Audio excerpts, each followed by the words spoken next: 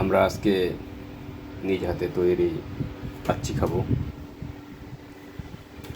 রেস্টুরেন্টে যাব না, তাই তাই নিজে লাচ্ছি খাওয়ার জন্য সব কিছু তৈরি করলাম।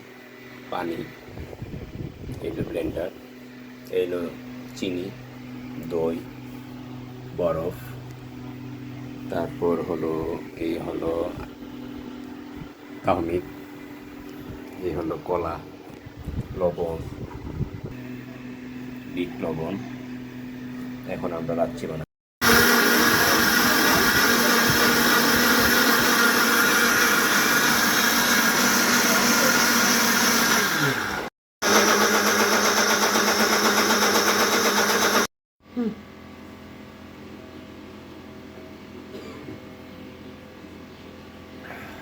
গরমের আরাম, নিজ হাতে তৈরি লাচ্ছি।